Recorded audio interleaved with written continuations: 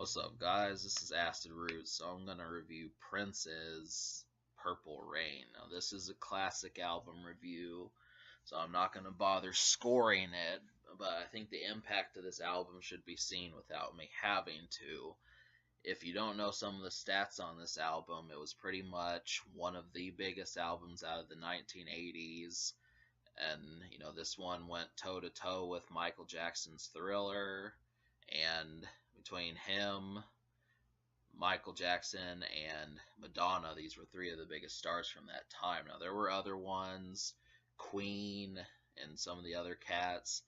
I do need to perk up some knowledge on that, but I have paid attention to this album. I just haven't in depth paid attention, which basically means I knew about it, but I just never got around to it. So, one of the grandest albums of the 1980s holds its age, which I was kind of curious about because for the most part I had heard Prince songs in the past, but was not I was not able to distinguish which ones were the definitive ones. And it seems that on this album he does have quite a few of those hits on here. This album had 5 singles, 2 of which hit number 1, and the third hit number 2, and then a 4th single got in the top 10. So what that means is out of 100 songs, these were the 4 of them were the 10 best songs out of 1984-85 at that time. So not all at the same time, but you get the idea. So yeah, throughout 1984 and 85 this happened. So meanwhile, Michael Jackson had dropped Thriller. But the thing was it did feel as if, him coasting off the success of Thriller. Prince came out and he had actually dropped an album at the same time that Michael Jackson dropped Thriller, which was called 1999, and that was a double album. Had songs like Little Red Corvette on there, and he was a bankable star in the early 80s, and he's the same age as Michael Jackson. So they both around that time were 23, 24, 25. So yeah, so they had those hits, and Prince came out and he was dropping albums every single year. And this particular one, Prince wanted to have a film contract, so his management got him one. Purple Rain is actually a soundtrack. It's not just a film, it's not just an album. It's a soundtrack to a movie, and so that's an extra thing for bonus Prince, is the fact that at one point he had the #1 album, movie, and song in the United States. So not too many folks do that. If you notice, to the regular soundtrack, usually when you listen to those, they have one hit to it, maybe 2 if they're lucky, but it's normally not by the same person. Most people just offer like a spare song that they were going to use and then, just give it to the movie or something. Well, Prince did the whole thing himself, and it might as well be a Prince album, but the fact that there's a movie, it boosts up the idea of how a soundtrack should be. It's the 3rd best selling soundtrack in the United States. And this album, I think I said this, but it did go diamond, which means it sold over 10 million copies. Not a lot of albums do that. And yeah, I lost my train of thought.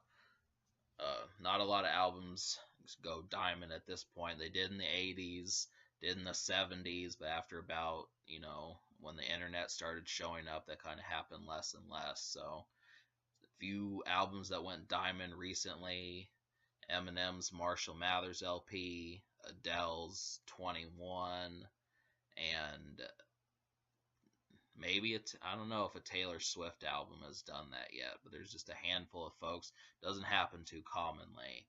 And so this project, let's get into talking about the singles on here. So the first 2 songs that were released to radio, When Doves Cry and Let's Go Crazy, both of these should be identifiable to folks that don't know Prince entirely. I'd say these are pretty much signature songs. They hit #1. And yeah, I mean, Let's Go Crazy, that one has a real upbeat feel to it. And the hook is not as, that one didn't stand out to me as much as When Doves Cry is. There's just something about that song. That song mesmerizes, and yeah, it's pretty catchy and that sort of thing. But I had actually heard both those songs. I just didn't remember it too well. But yeah, both of those, you shouldn't have problems getting to like those. The third single is Purple Rain, the title track. Now this one really slows things down. I mean, R&B was kind of at a strange point in the 80s, but Prince could do it, and I, that was a song I didn't prefer, but it you know it it's 8 minutes long. I think that's another thing that contributed to why, but it does have R&B, so it kind of has an R&B feel. Now the thing is this album is also backed. It's called Prince and the Revolution, so he has a band, and he was going to get them together. I think they might have actually dropped some albums. They dropped a couple albums with Prince and then left somewhere in the 80s. But yeah, so I would, let me see the name of that. I Would Die for You is the next one. And this one is real. I mean, just like Let's Go Crazy, this is almost like a sequel to that. And it has a real energetic feel to it. Should get you up and moving. But it's a little dramatic of a song title, but it's good. I mean, that's the whole thing about it. Both Let's Go Crazy and I Would Die for You. I was almost hoping for a clone of When Doves Cry. I mean, the way he did that one, but you get like a mishmash of styles. You get R&B, you get almost like club R&B, and you get dance songs, uh, bedroom songs. I mean, there's a lot of stuff that goes on, but I mean, it's only 9 songs. So that's what you have to remember is when you get something and you get a second of that, it's almost pretty thought that you're not going to get a third or definitely not a fourth. So there's different styles. It's a mishmash. Prince was good at that. And uh, yeah, so Take Me With You is the last song. And this one I looked up what genre this song was supposed to be, and they said it was psychedelic rock. So, which I wasn't expecting. I didn't think. I was kind of trying to figure that one kind of stood out to me.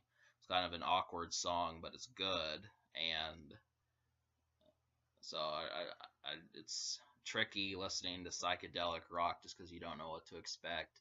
The Beatles kind of did that too, but without a rap sounding song, it's kind of strange.